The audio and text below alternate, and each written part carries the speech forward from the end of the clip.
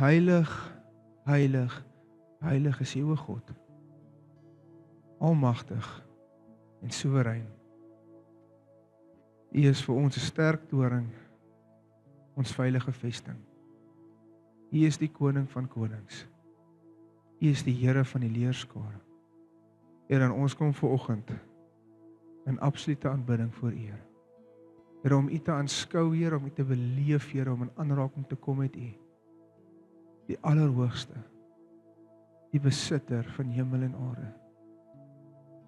Here, ons wil U aanskou, Here, ons wil U skoonheid aanskou in hierdie oggend, sodat ons nader trek aan U. Here, as ons kyk na die skepping, mediteer op dit en dit bedink, Here, hoe mooi dit is, Here, hoe groot en asemrowend die heelal is, Here. Hoe mooi is U, Here, die skepper van dit alles. Here, as ons kyk oor die natuur, hoeveel keer slaan die natuur ons asem weg? Wat ons net vir onsself moet sê, wow, hoe mooi is hierdie? Hoe mooi is hierdie? Here, en U is die kunstenaar van die kuns wat ons aanskou as skepping. Hoe mooi is die kunstenaar? Ons God, ons Here, ons bruidegom, ons vriend, ons koning, ons saligmaker, ons verlosser.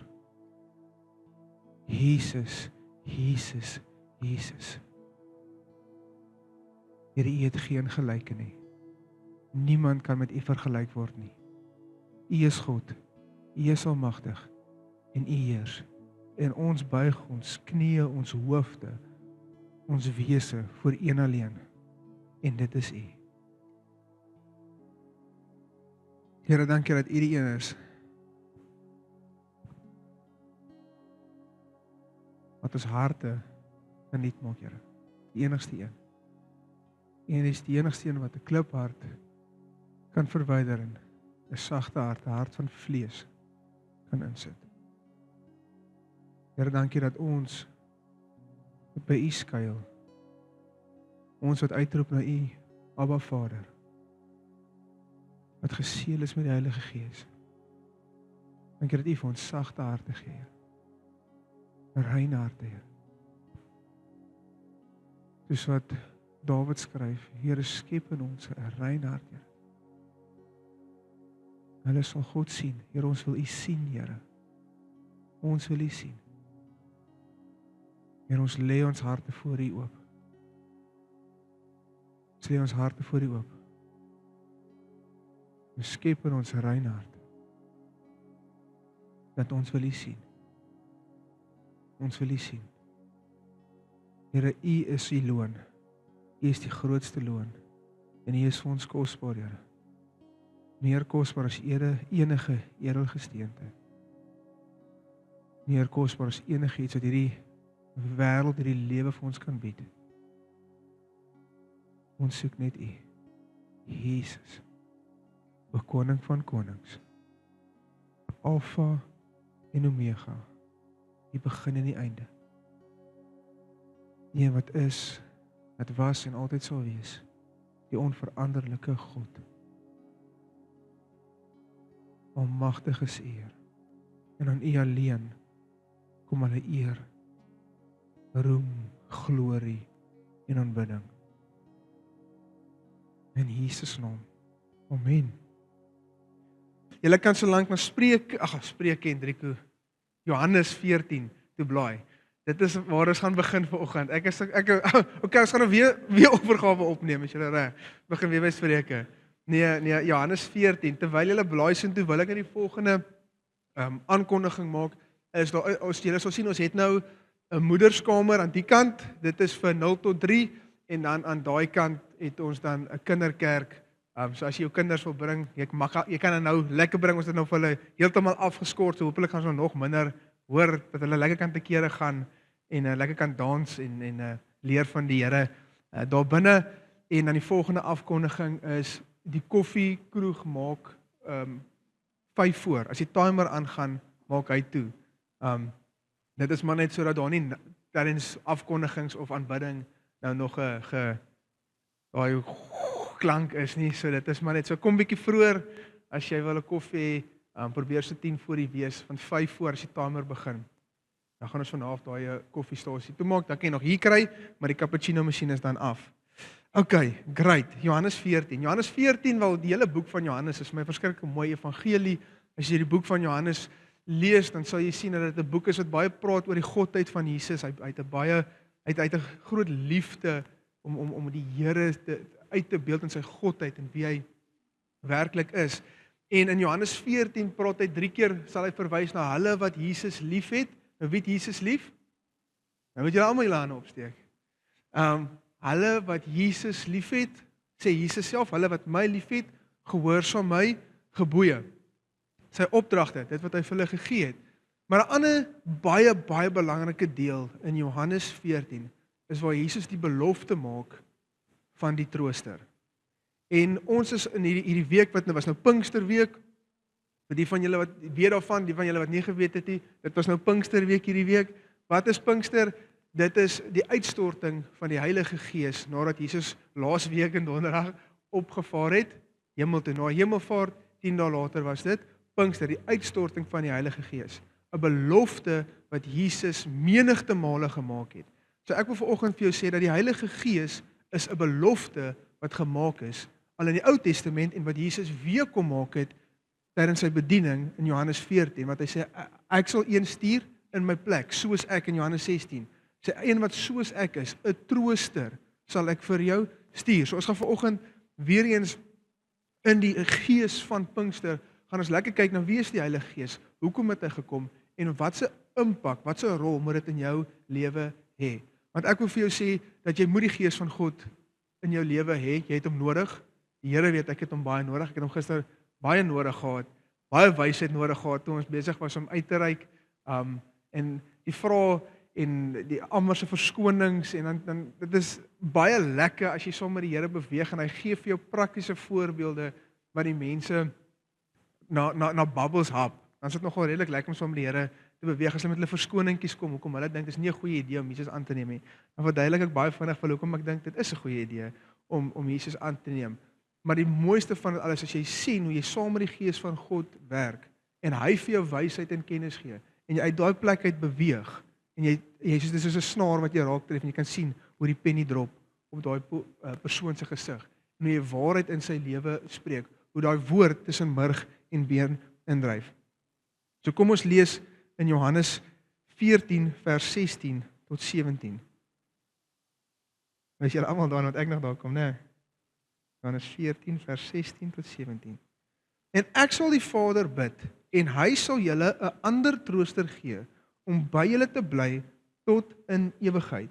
Die Gees van die waarheid, wat die wêreld nie kan ontvang nie, omdat dit hom nie sien en hom nie ken nie, maar julle ken hom, omdat hy by julle bly en in julle sal wees. So wat moet jy die volgende sien? Die Heilige Gees is vir jou 'n belofte. Dit is nie net sekere mense nie, en ek gaan nou vir jou sê hoekom dit kan voorkom asof die Heilige Gees net oor sekere mense op sekere kragdadige maniere homself manifesteer, maar die Heilige Gees is 'n belofte. Dit word al in Joel 2 gesê dat ek gaan my Gees oor alle vlees uitstort. So ek wil vir jou sê, as jy hier sit, is daar 'n belofte vir jou. As jy dit nou, dit was 'n dingetjie wat ek geflout het, ek kon ek nou nie myself inhou nie. Ek het nie, dis nie 'n gebedgebaar nie. Die Heilige Gees is vir jou belofte. So as jy hier sit en sê, Hendrik, ek weet nog nie of ek gedoop is in die Heilige Gees nie. Ek weet nie of dit voel nie. Ek weet nie, moet ek ook gedoop wees in die Heilige Gees of moet ek net gewaterdoop wees? Ek wil vir jou sê albei. Waterdoop, maar ook die Heilige Gees doop, die doping van die Heilige Gees. Die krag van God oor jou en in jou en in jou omstandighede in jou lewe is 'n belofte wat Jesus Christus vir jou gemaak het. So as jy nie die hand en die krag van God in jou lewe ervaar nie, hoop ek dit vandag dit vir jou sal oopbreek, sodat jy 'n groter verstaan daarvan sal hê, 'n beter verstaan daarvan sal hê, en dat jy dit sal najag. Want die koninkryk van God is nie net mooi praatjies nie. Daar's baie goeie sprekers daar buite. Daar's baie beter sprekers as wat ek is, baie. Maar ek is voor die Here en ek vertrou hom elke Sondag, elke dag, as ek, Here, ons het u krag nodig. anders is hierdie mooi praatjies. En dis 'n belofte en ek wil hê jy moet sien dat die krag van God, die Heilige Gees, hy is 'n persoon, maar hy is ook die krag van God. Gemanifesteer in jou lewe dat dit 'n belofte vir jou is. Dat wanneer jy in 'n plek instap, moet jy die plek verander. Die duiwels moet jou teenwoordigheid vrees. Jy moenie vrees nie. Die donker moet jou vrees. Hoekom? Want jy het hom wat lig is, die duisternis kon hom nie oorweldig nie, hy's in jou. Hy's in jou. Ons is nie 'n armsalige of as hy volk gelowiges en ons is 'n dobbertjie in die golwe van die lewe wat rondgeslier word en ons moet net maar alles trotseer nie. Ons ken hom wat vir die storm gesê het, wees stil. Maar ek weet nie of ons altyd dit besef nie. Besef jy dat die krag van God in jou is en dat dit 'n mate van autoriteit is vir jou om in te beweeg, om die duiwels te bind, siekes te genees, vrylating aan te kondig vir die gevangenes. Amen. So hy beloof die trooster vir jou. Ek wil hê jy moet dit hoor. Hy beloof die trooster en ek gaan nou vir julle wys dat dit die Heilige Gees is. Dis nie ag Here, as dit u wil is nie. Hoeveel keer het ons al dit gebid? Here, as dit u wil is. As dit u wil is. Ek wil vir jou sê, dit is sy wil. Dat die Heilige Gees, die almagtige God, oor jou kom en beweeg deur jou. Want dit is 'n belofte wat hy maak. Hy sê vir sy disippels op 'n stuk, dit is voordelig dat ek gaan. Dit is voordelig dat ek terug gaan hemel toe. Hoekom? Want dan sal my Vader die trooster stuur. Dan bly ons verder, vers 26, nog steeds in Johannes 14. Maar die trooster, die Heilige Gees, wat die Vader in my naam sal stuur, hy sal julle alles leer en sal julle herinner aan alles wat ek vir julle gesê het. So hier sien ons dat die trooster is die Heilige Gees, die drie-enige God, Vader, Seun en Heilige Gees. En dan's hierdie vers, hoorie, het ek al vir jou voor die Here gebring keer op keer op keer. Want ek weet nie van julle nie, maar ek sal as jy Bybel lees, dan voel dit baie keer jy kan nie altyd onthou wat jy lees nie. Jy kan nie onthou wat daar aangaan nie. Dit maak nie vir jou altyd sin nie. Jy het die skrywer by jou. So ek sal baie keer as ek Bybel lees, maar was 'n tydperk wat ek het nie elke keer as ek die Bybel oopmaak, sê ek, "Right Here, u sê, hier's 'n belofte dat u my sal leer en u sal my herinner." En ek kan vir jou sê ek het 'n merkwaardige toename in skrif onthou. Ek probeer nou groot Afrikaans praat, maar dit is nou nie daar nie. Ek het dit so agtergekom in my lewe toe ek hom sy eie beloftes voor hom begin bring. Here, u het gesê, die Gees is by my. En nie net om vir my hoendervleis te gee nie, maar dat u by my is om vir my die skrif sal u vir my leer en u sal my herinner. So wanneer jy die Bybel lees, wil ek hê jy moet verstaan dat dit 'n absolute geestesoefening is. Dit is nie net 'n plek waar jy in jou vlees beklei deur die moegheid en ek verstaan nie, maar dit is 'n absolute plek waar jy toelaat dat die almagtige God besig is om in jou lewe in te spreek wanneer jy die skrif te lees. Ek wil so ver gaan om te sê dat ek dink baie mense sukkel met goed en hulle kom nie vry van goed nie, bloot oor die feit 'n tekort aan skrif. Nie omdat die skrif alleenlik jou vrymaak nie, maar hy wat die skrif in jou lewe wil insit, dit wat dit wil inspireer, dit wil dit aktiveer in jou lewe. Kan dit nie doen nie, want ons niks nie. Hoe kan ek weet dat ek sonder vrees kan wandel as ek nie weet dat Jesus sê wees braaf nie? Hy sê wees sterk. As ons onsself herinner in die skrifte en in wat hy aan ander mense, maar in die skrifte sien wat hy gedoen het, hoe hy volke bevry het, hoe hy sy volk bewaar het. Ons praat gister net na die uitreik toe dit is nou nie iets wat altyd gaan gebeur nie, maar na die uitreik toe stiek ek hulle vir 'n koffie en 'n ontbyt en dan praat ons sommer net lekker. Nou gaan die uitreik meer raak, maar nou hoor hulle ons 'n ontbyt na die uitreik. En sommer net lekker sit en gesels. En ons begin praat op 'n stuk oor Jerigo. En hoe die Here sê die mure is versterk, die deure is toe, die wagte is op die muur, gaan nou, dis nou die regte tyd om Jerigo aan te val. En ek het al baie gehoor hoe mense sê, daai mense musiek op die muur gestaan het en gedink het, hierdie ouens is mal, soos hulle loop net hier al om die muur, of om die stad, soos hulle moet amper gedink het, dis lagwekkend. Maar ek wil die volgende stelling maak, ek dink hulle het daar binne gestaan en hulle lewe gevrees. Hulle het gedink ons is vir 7 dae gedink ons is in groot moeilikheid. Hoekom sê ek so? Want ons sien dit wat Rahab vir die 2 spioene sê. Ons het gehoor van julle God en ons harte het gesmeld in ons. 'n Ongelowige vrou van 'n heidenasie het besef die God wat by hulle is en dit tot haar hart laat smelt. Hoeveel te meer moet dit vir ons herinner en hoeveel te meer moet dit ons wat sy kinders is stig om te dink, Jesus, like it. My God, die God wat die see oopkloof, wat siekes genees, wat dooies opwek, storm stil maak. Hy is in my. Ek hoef hom nie te vrees nie. Inteendeel, ek hoef nie hom te vrees nie en ek hoef niemand voor my te vrees nie. Want hy wat groter is as enige iets en enige iemand is in my.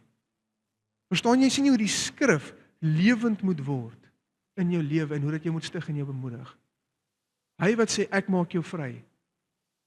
Hy wat sê ek het vir jou sondes dood gegaan dat jy vergewe kan word. Skoon gewas. Maar so verkeer sukkel ons want ek dink nie ons besef altyd die totaliteit van wat hy gedoen het, bloot die feit om ons net nie genoeg tyd spandeer in die skrif nie. En sê Here, hier is die woord, leer my. Spreek in my lewe. Maak hierdie wat op hierdie bladsy staan. Heilige Gees, kom voer my. Kom voer my. Mag dit deel word van my lewe. Maak dit vir jou sin? Bybel lees is die woord van God. Bybel lees klink baie klein, maar die woord van God. Bybel lees is 'n almagtige geestesoefening saam met die Gees van God. En want hy wil hierdie doen. Hy wil jou leer, wil jou oprig, hy wil jou stig, jou bemoedig. Hy wil homself aan jou openbaar. As jy God beter wil leer ken, wie wil God beter leer ken? Lees jou Bybel. Die beste plek om dit te doen. Want hy het homself openbaar deur Jesus Christus in volheid. En dan sien ons later wat Jesus sê, die een wat my Vader stuur, hierdie trooster, die Heilige Gees, jy gewonder, hoe is hy? Hy is presies soos Jesus. Presies soos Jesus. Want hy het gesê, hy is een soos ek. So ons moet nie wonder, maar hoe is die Heilige Gees? Hoe gaan hy te werk nie? Ons weet hoe hy te werk gaan, want ons moet nie soos die disippels vra, Here, maar wys ons die Vader, ons is al so lank by U, maar wys ons die Vader, en Jesus sê vir hom, ai, hoe lank is ek nou al by julle? Weet jy dan nie, as jy my gesien het, het jy die Vader gesien nie? En dit is dieselfde met Jesus. Met die Heilige Gees. As jy Jesus gesien het, het jy die Heilige Gees gesien. En jy het gesien wat hy kan doen en wat hy deur jou wil doen. Amen? Amen. Stil. En nie oordrop. Johannes 15, vers 26. Net een hoofstuk aan. Ons lees die volgende. Maar as die trooster, Heilige Gees, gekom het wat ek vir julle van die Vader sal stuur, die Gees van die waarheid, wat van die Vader uitgaan, sal hy van my getuig. En julle getuig ook, omdat julle van die begin af met my is. Nou is 'n paar goed wat ek daar wil uithaal. Punt 1, waarheid. Ek dink nie ons kan bekostig in ons tyd en uur om nie die Gees van waarheid by ons te hê nie. En 'n tyd, ek meen, jy kan nie eens meer 'n video kyk op enige platform, nie 'n sosiale media, op enige platform, sonder dat jy wonder, is dit AI nie. Waarheid is al so geverdraai en in sekere aspekte so genormaliseer, valshede so genormaliseer, dat ons kan nie bekostig as 'n kind van God om nie die Gees van waarheid in ons te hê, wie ons wil lei in alle waarheid.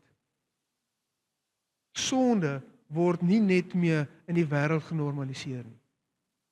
Dit sal in die kerk wat sonde genormaliseer word. Dit is oukei om hierdie en hierdie te doen, want daarom doen ek nie daai nie. Die grootes is dis taboe. Sonde is sonde. En die Here wil jou vrymaak daarvan. Hy wil dit uitlig sodat hy jou kan vrymaak daarvan. So laas ek daaroor gepraat. Paulus het nêrens, hy praat van die stryd met die vlees en die gees, maar nêrens gee hy ons 'n verskoning om te sondig nie. Nee, stellig nie. Die Gees van God is daarmee te bekragtig sodat jy kan in waarheid wandel en weg kan wandel van dit wat jou gevangene hou. Ja, ons Vader sê, Here, lei my verlos my van die bose, maar lei my nie in die versoeking nie. Asof die Here ons gaan versoek. Hy doen nie. Dis 'n gebed wat sê, Here, verlos my van hierdie. Help my om vry te kom van dit. En dan, Here, gee my die wysheid om nie weer in daai straat af te wandel nie. Waar ek elke keer vir my stone stamp of my kop kap nie. Met die Gees van God nodig om in vryheid te wandel. Maak dit sin? Gees van waarheid. En dan, hier is 'n belangrike ding, en hy sal van my getuig.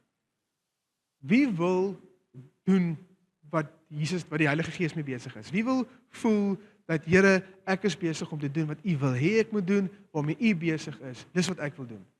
Almal van ons. So waarmee is die Heilige Gees besig?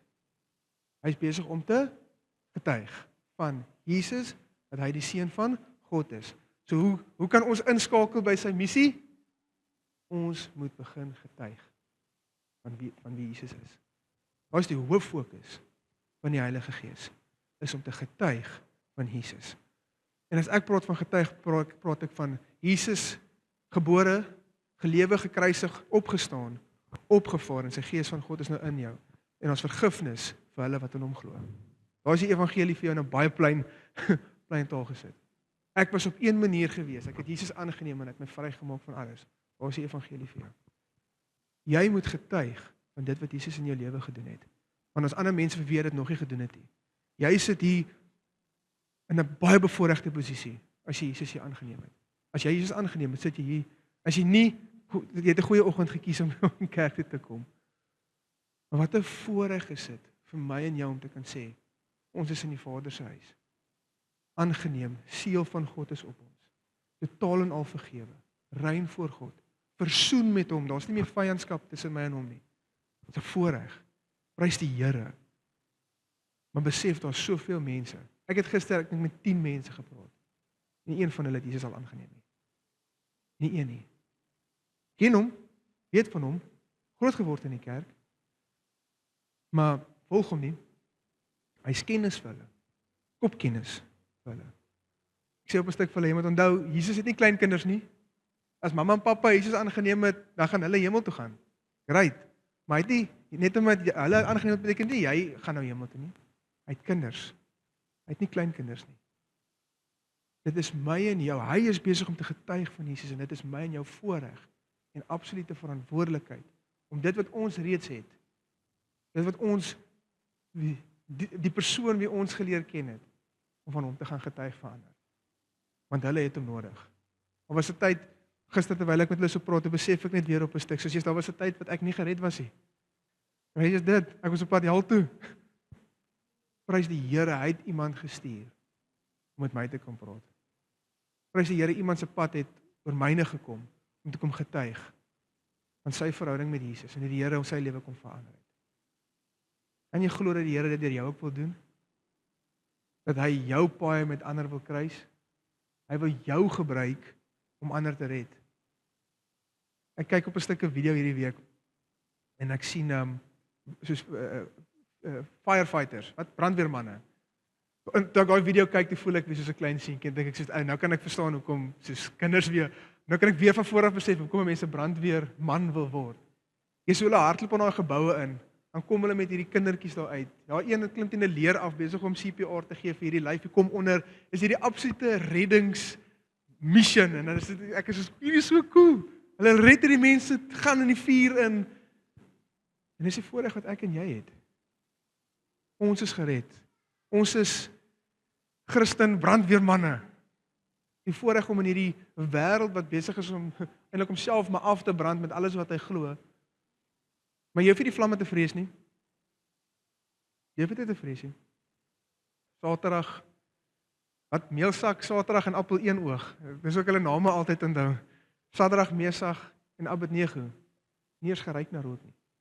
Nie eers geryk na rook nie. Maar die Here roep ons om te getuig van hom in die vlamme van hierdie wêreld in te gaan en mense uit te haal. Mense te getuig van ek ken iemand. Ek ken 'n beter koninkryk. Maar die Heilige Gees in jou nodig om dit te doen. En hy wil in jou wees om dit te doen. Om mense van daai een koninkryk oor te trek na syne toe. Die koninkryk van duisternis en die koninkryk van lig. En al wat jy moet doen is getuig. Dis hoekom dit so erg was Julle het almal gehoor van die onvergeefbare sonde? Jy kan teen die seun van mens praat, maar as jy teen die Heilige Gees praat, is dit onvergeefbaar. Matteus 12. Hoekom? Want om te laster teen die Heilige Gees beteken eintlik in konteks. Wat het daar gebeur? So Jesus genees iemand en die slim mense, die skrifgeleerdes, hulle sê nee, hy het dit deur 'n demoon gedoen. Hy het dit deur 'n Beelzebul gedoen en dit is demoniese magte wat hy gebruik om hierdie persoon te genees en te bevry. En want hulle het agtergekom, soos wat Jesus wonders en tekens doen, het die mense begin glo dat hy is wie hy is. Hulle het begin sê, is hierdie die seun van Dawid? Is hierdie miskien die Messias, vir wie ons al so lank wag? En ons weet wie doen die wonders en tekens? Die Heilige Gees. So Jesus het gekom, en die Heilige Gees het getuig saam met Jesus, dat hy is wie hy is, dat dit wat hy preek, dit wat hy sê, is waar, en hulle kom en sê, nee, daai wat die Heilige Gees, daai wonders en tekens, want dis die Heilige Gees wat getuig van Jesus, nonsens. Daai is 'n demoniese gees. En dit is wat daai skrif in konteks beteken, is as jy sê dat Jesus Christus is nie God nie, en jy neem hom nie aan nie, en dis hoekom dat die onvergeefbare sonde is. Want eendag as ons voor Jesus staan, en ons het hom nie aangeneem nie, dan is daar nie vergifnis vir dit nie. As ons nie wedergebore is nie, as ons nie ons lewe neergelê het, ons kruis opgetel het, hom gevolg het nie. En ek preek dit nou vir julle, omdat julle dit dalk weet, maar hierdie is die boodskap wat ons moet uitdra. Dat daar kom 'n tyd wat ons voor hom gaan staan, en dit kan nie vergewe word nie. Alles kan vergewe word. Ons moet Jesus aanneem. Maak dit vir jou sin? Die Heilige Gees getuig van wie Jesus is. En dit is waartoe hy jou roep en wat hy deur jou wil doen. Ons sien dit in Lukas 24, wat hy vir die disippels sê, gaan na Jerusalem, en dis nou Pinksterweek gewees, gaan na Jerusalem en gaan wag daar, sodat julle kan krag ontvang, sodat julle my getuies kan wees. As jy sit en jy wonder, Hendriko, wat is my roeping? Ons het nou so 'n paar weke terug roepingkursus gehad.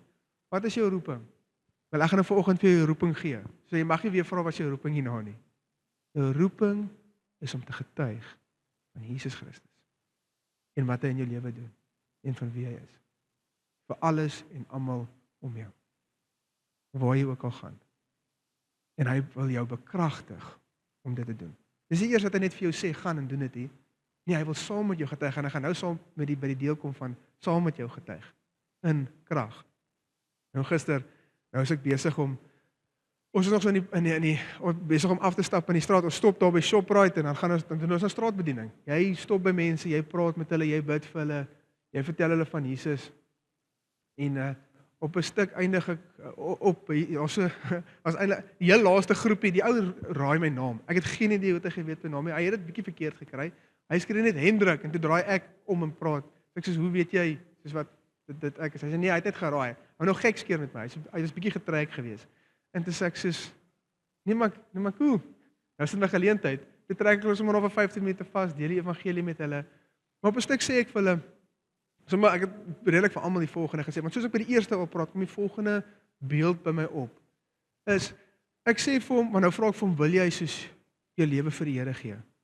Soos Paulus sê, ons geen beter tyd as vandag om jou hart vir die Here te gee nie. Geen beter tyd. En hy sê, en toe sê ek vanoggend, maar weet ek klaar wat hy vir my gaan sê. Ek ken al die rympie. Ek's nog nie reg nie. Ek moet eers myself reg kry. Ek moet eers myself uitsort.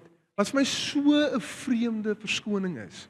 Want dis soos ek is wie gaan was hulle self en dan gaan stort jy? Niemand? Jy gaan stort toe omdat jy vuil is. Dis soos ek gaan eers myself uitsort en dan gaan ek na die Here toe kom. Jy kan nie. Ek wil dit nou al vir jou sê, jy kan nie in jou eie krag jouself uitsorteer nie. Jy het Jesus nodig. Jy het die Gees van God nodig. En hy wil dit doen. Maar dit kos van jou om voor hom te buig. Sê Here, hier is ek. En ek sê op 'n stuk vir hom, neem ou, maar jou storie, jou verskoning maak nie vir my sin nie. Dit is so goed. Ek kom, dis in die middel van die oseaan. Daar's nie land in sig nie. Jy's besig om te verdrink in jou sonde. En ek kom met 'n boot, klein bootjie, ek kan maar sê, groot boot, klein boot, maak nie saak nie. Maar ek het 'n tube. En ek sê vir jou, ek het vir jou die antwoord om uit hierdie water uit te kom. Ek het vir jou die antwoord tot redding. En hy sê vir my, en ek het gister so baie geniet, Ek was totaal in al myself gewees. Ek het vergeet dat daar's mense om my. Ek is bestek af sê ek vir hom, so eintlik soos wat jy nou vir my sê, is jy's in die water, besig om te verdrink. Ek staan met die tube reg om jou te red en jy soos ek swem nog lekker. So nou ek soos ek sê, ek het myself ek het bestek gedink dalk moet ek in drama gaan probeer. Ek weet nie. Maar totaal aan myself geniet. En dan kan jy sien hoe hulle soos dis waar. Maar hulle kan net nie hulle self so ver kry om hulle self oor te gee nie. Want hier is die groot ding wat ek al agtergekom het mense terughou. Is wanneer Jesus aanneem, dan beteken ons 'n paar goed wat jy agter moet los. Jy kan nie die water uit klim en die hele see van sonde saam met jou na boot lei nie. Jy moet dit agterlos. Jy moet daai koue, nat klere uittrek en agterlos. En in die nuwe lewe wandel wat Jesus vir jou het. Maar vir dit moet jy hom aanneem. Jesus wil jou gebruik om te getuig vir ander mense die tube te gaan gooi. Gaan almal dit aanneem. Gaan almal daai tube by jou gryp. Hulle het nie eers by Jesus nie. Die beste evangelis ooit. Beste profeet, beste teacher, die beste wat daar is. Het mense nog steeds hulle hart verraad. Maar ons laat partykeer toe dat dit ons beïnvloed. Maar wat as iemand nou nie na my wil luister nie? Wat as iemand my nou soos bad? Ek is gebad. Ek het gister sommer raas gekry. Namens hulle op Riarko se part. Moes al iemand by my uit. So what? So what? Ons baie verskonings wat ons kan uitdink om nie te getuig van Jesus nie. Maar wees eerlik met jouself. Elke keer as jy gaan dink oor al die verskonings, maar ek is dit, maar ek weet nie of ek dit kan doen nie. Jy kan nie. Hy kan en hy wil deur jou. Ja, maar wat as ek nou iets verkeerd sê of ek sukkel met mense te praat, maar wat as ek my naam gat maak? Of ek sê iets verkeerd? Ek het al baie goed verkeerd gesê. Baie. Ek het al baie verkeerde ja, stellings gemaak en seker as ek net tot bekering gekom het. Dis nee, dis nadat ek soos bevraag. Ek was dalk verkeerd. Maar is okay. Ek het geleer uit dit uit. Maar ek moes vir myself sê al my verskonings gaan oor my. En dis hoe ek myself aangemoedig het om in die boot te klim en uit te vaar in die see en nie op die land te bly nie. Want ons mense wat besig is om te verdrink. En die gees van God is oor my en in my, en hy wil getuig vir daai mense wat besig om te verdrink. Maak dit sin? Cool. So hoe getuig die gees van God deur ons?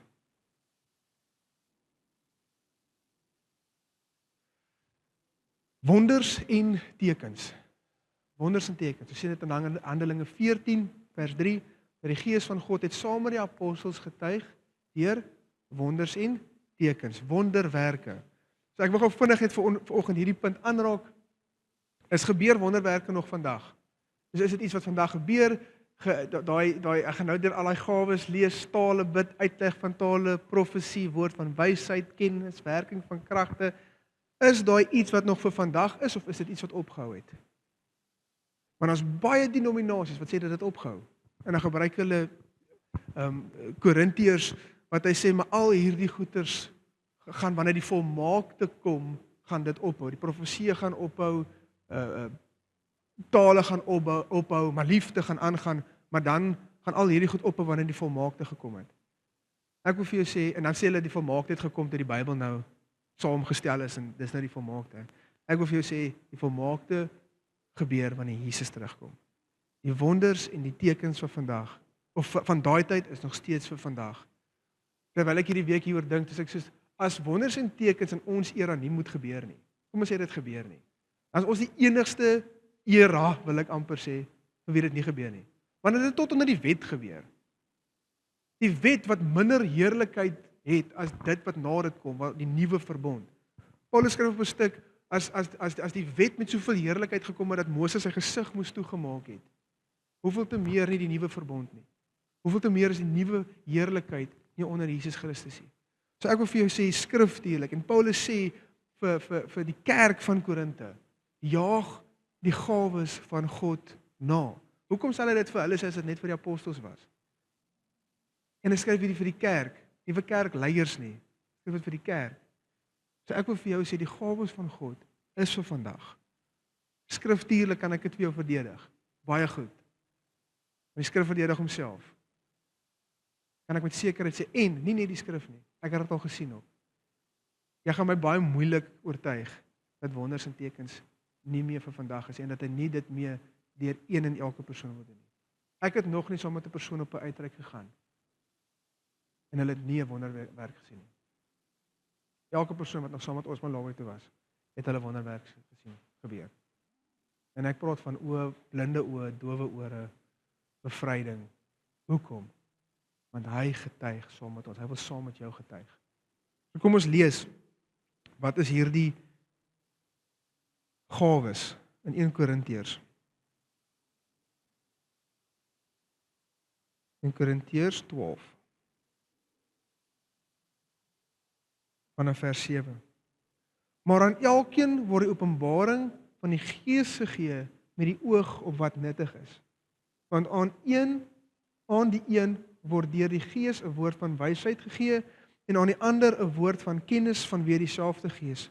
Aan 'n ander weer geloof deur dieselfde Gees en aan 'n ander genadegawes van gesondmaking deur dieselfde Gees.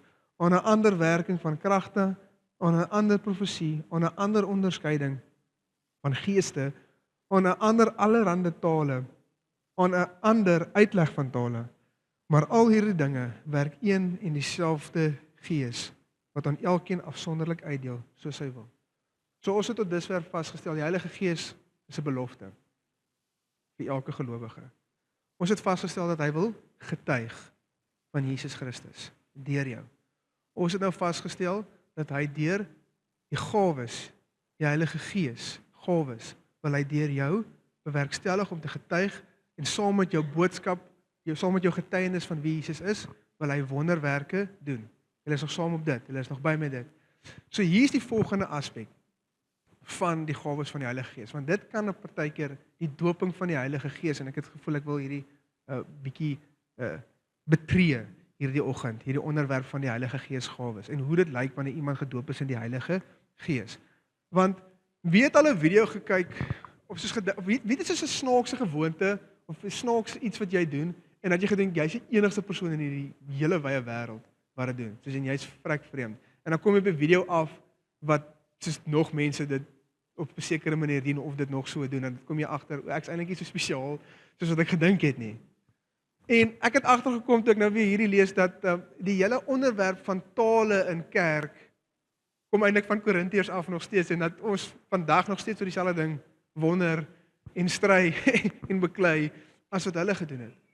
Want as jy in Korintiërs in konteks gaan lees, het hulle gedink, dat as ek in tale spreek, dan is ek geestelik beter af. Ek is meer volwasse as die res.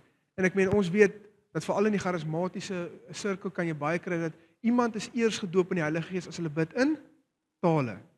Want ons sien hoe met die uitstorting van die Heilige Gees in Handelinge, wat het daar gebeur? Hulle het gebid, hulle het begin praat in tale. En dis hoekom dit baie vereenselwig sal word met dit is die teken van die Heilige Gees. Nou is ek gedoop in die Heilige Gees. Maar ek wil hierdie vir jou verduidelik sodat jy nooit weer oor hierdie hoef te wonder nie. Punt 1. Die tale, daar's 2 verskillende tipe tale.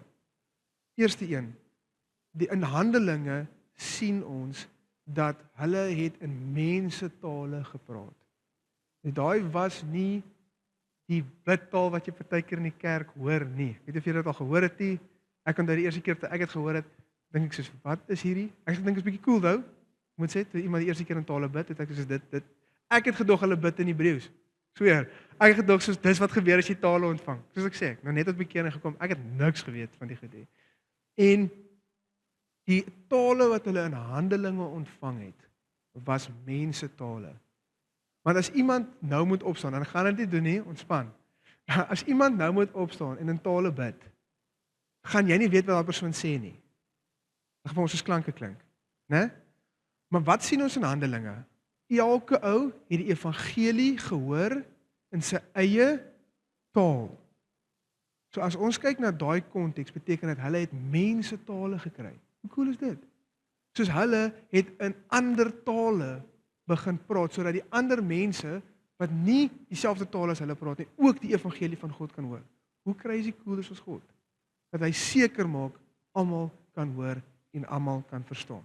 So tale, mense tale, is 'n gawe van God. Hy kan jou gebruik. Ek wonder net soos dit sal baie cool wees as dit my gebeur. En ek wonder altyd soos hoe jou brein ewe skielik net soos 'n ander taal soos kan verstaan en praat. Ek dink dit moet amazing wees.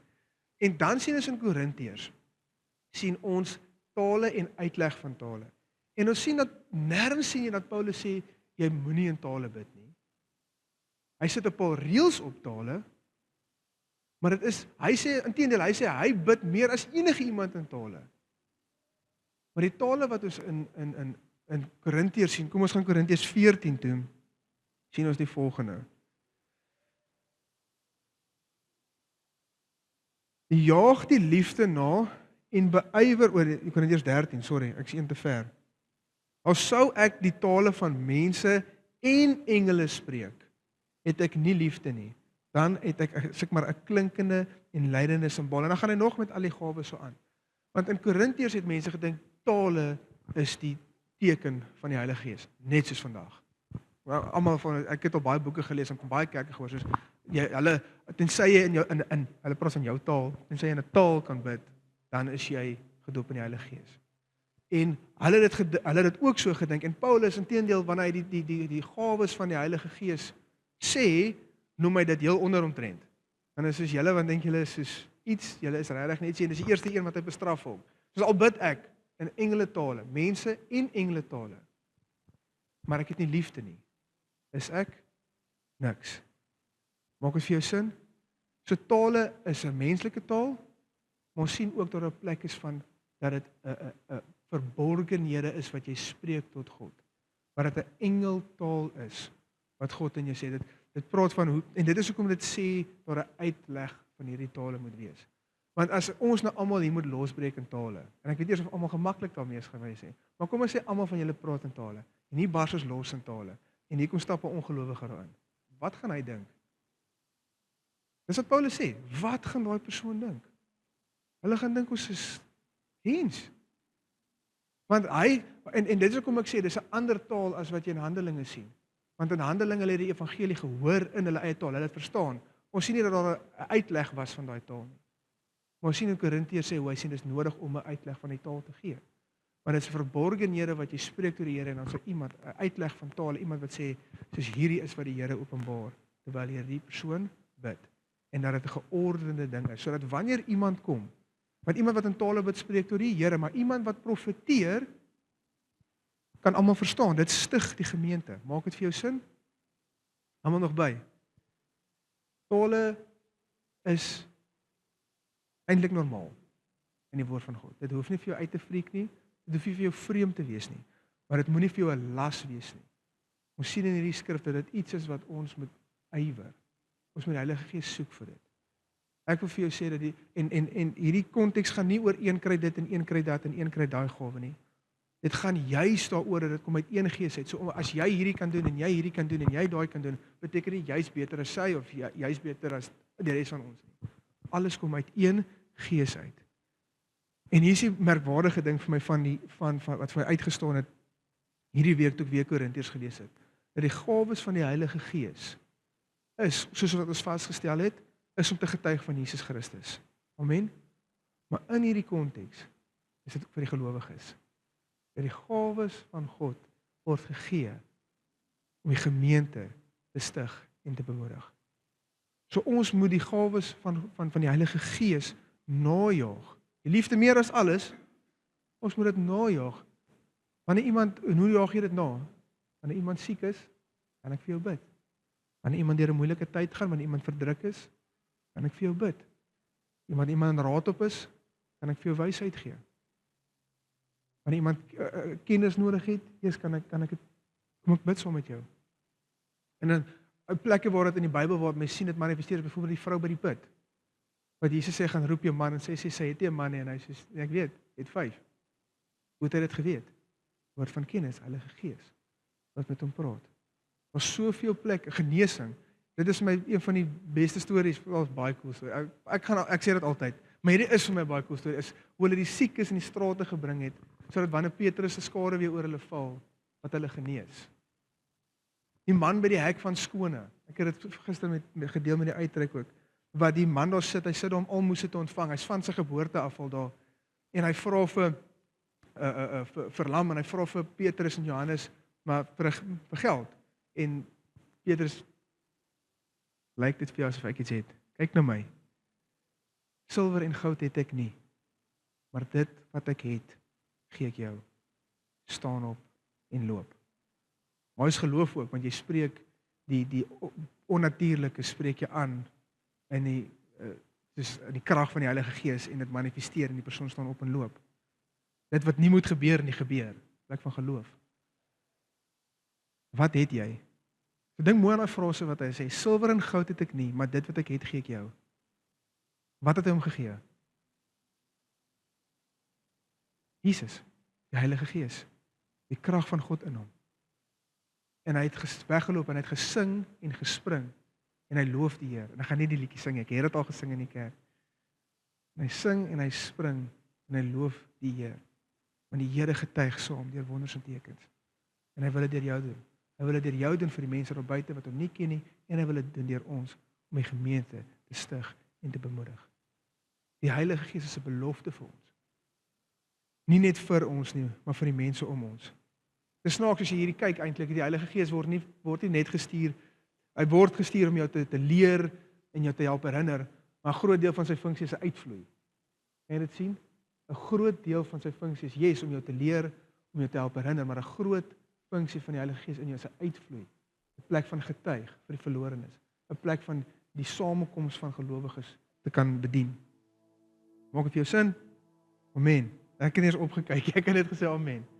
As jy vra het, jy kan enige tyd vir my kom vra. So wie glo? Wie glo in Jesus Christus? En nou moet jy jou hand opsteek. As jy in Jesus Christus glo, steek jou hand op. Nie nou skaam wees nie. Ek weet, ek sê ook al, as ek partykeer in die kerk sien, pastoor sê steek op, en sê ek ja, ek stem saam, maar gaan nou opsteekie. Steek op. Wie glo in Jesus Christus? En lees jy hoor die volgende. En vir die wat geglo het, sal hierdie tekens volg.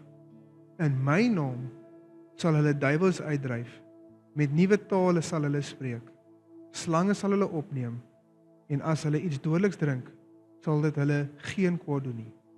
Op siekes sal hulle hande lê, en hulle sal gesond word.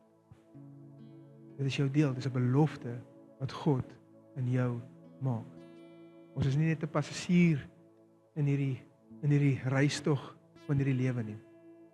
Ons is reisigers, om 'n groot effek te hê terwyl ons hier is. Vir die kort stukkie wat ons hier is, wil die Here 'n kragtadige hou slaan met sy gees in jou om siekes te genees, demone uit te dryf, die evangelie te verkondig, vrylating vir die gevangenes aan te kondig. Ek het al gehoor ons kerke wat slange in die kerk het, dan moet jy soos 'n slang hanteer om te bewys dat jy ons gaan nie dit doen nie. Ek is te bang vir 'n slang. Ek glo dis die Here doen daai wanneer dit nodig is. Want soos wat dit nuttig is, word hy gawes gegee. Ek hardloop vinnig. Veral dan.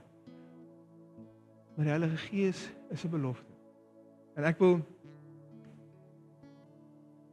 ons gaan nie nou worship nie. Ek wil hê julle moet die liedjie sing. Maar ek gaan die ligte afsit en ek gaan vra dat jy net daar sit en wag op die Here. Wag op die Here. Jesus sê vir hulle, gaan na Jerusalem.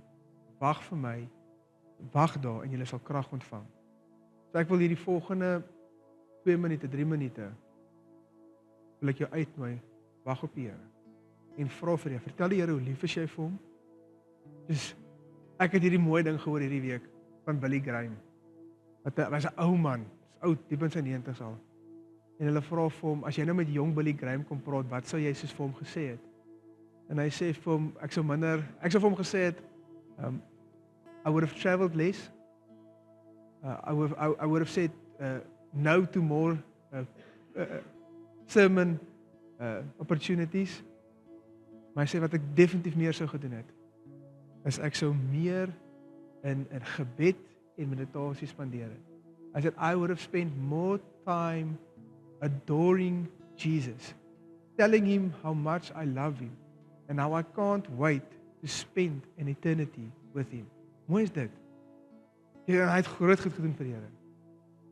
En sy wens is nie dat hy meer gedoen het, wil ek amper sê nie, maar sy gebed is, ek wil meer by hom gesit het. En ek het vir jou beloof, hy het baie by die Here gesit.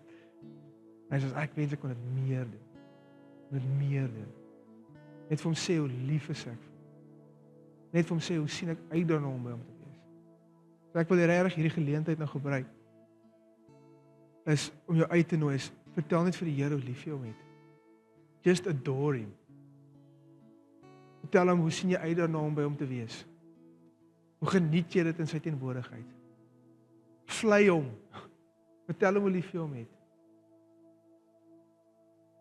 En dan vertrou ek die Here uit daai plek uit, dat hy ons elkeen opnuut sal kom doop met die Heilige Gees.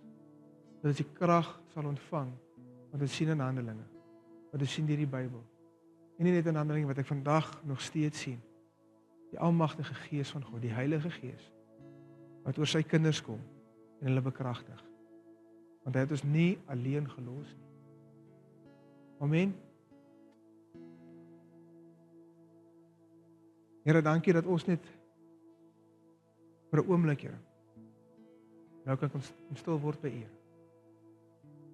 Is Here net U skoonheid aanskou, Here, en U vertel hoe lief is ons, Here. Here, kom doop ons vanoggend. Kom vul ons opnuut, Here. Ons het U so nodig. Ons het U meer nodig as asem, Here. Jesus. Bid net die volgende agter my aan. Here Jesus, doop my met die Heilige Gees. Kom bekragtig my, want ek wil getuig. En sit net so. Jesus. Amen.